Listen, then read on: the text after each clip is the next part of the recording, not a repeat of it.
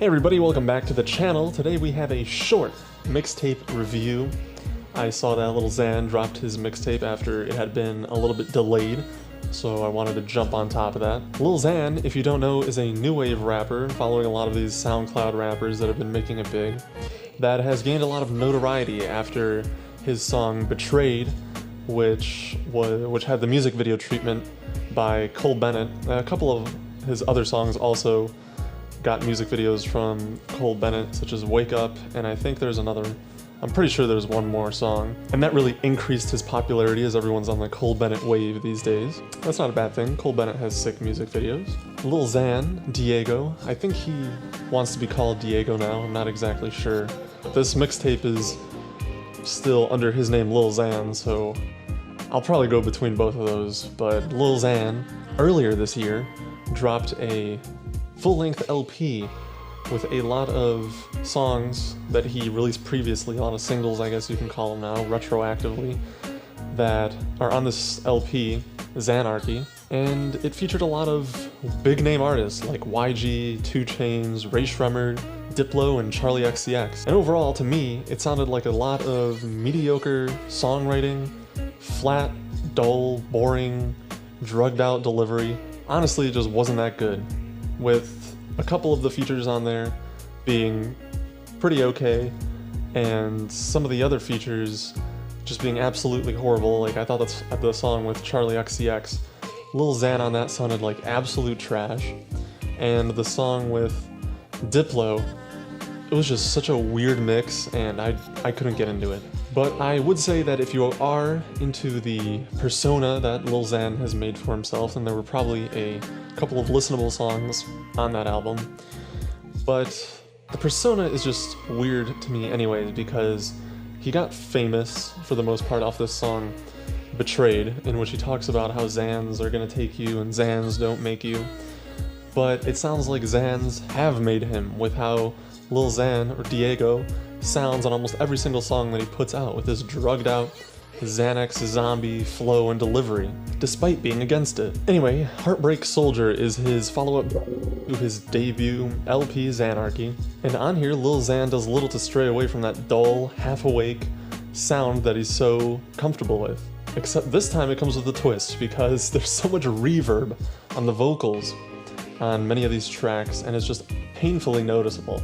Instead of focusing on how Lil Xan could become a better performer, or have a more interesting delivery, or switch up his delivery in a more interesting way, add more energy to the songs to give them more impact, he's placing himself into this box while thinking that if he puts more effects on his voice, that'll make it more listenable, while it's having the opposite effect. It seems like there are more background ad-libs on this thing than actual lyrics that shroud Diego's boring and depressing delivery.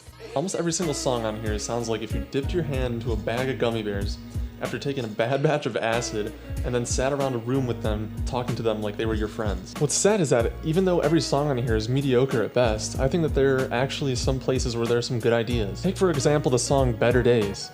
If Lil Xan, Diego, did what he says on here, which is leave Lil Xan in the past, then I can see the chorus being really catchy on some other song with better production. Lies is an okay song that has some sort of groove to it that works with Lil Xan's vocal delivery, and Lil Skies is able to bring a more interesting dynamic to this tape with all the drugged out delivery on this, especially with the features like Steve Cannon on here, who literally just sounds like Lil Xan himself.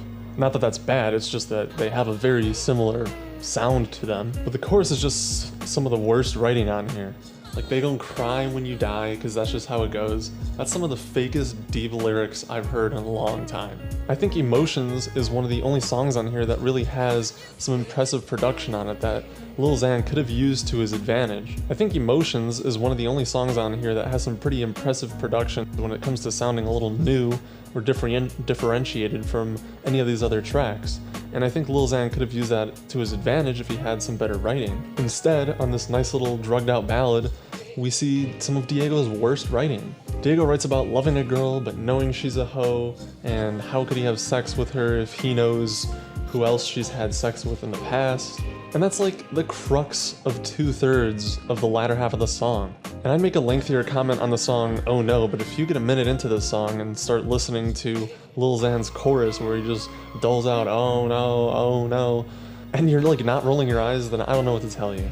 Diego is 21, and there are just so many other new wave artists like Lil Peep, like Brennan Savage, like Lund, like Six Dogs, Young Lean even, that are coming out with songs that are similar to the topics on here, that are more interesting production-wise and way less mind-numbing when it comes to how sonically diverse their albums are. And I just can't help but want to stop listening to this mixtape and just switch over to one of their projects. So overall, sonically mind-numbing, horrible writing for the most part.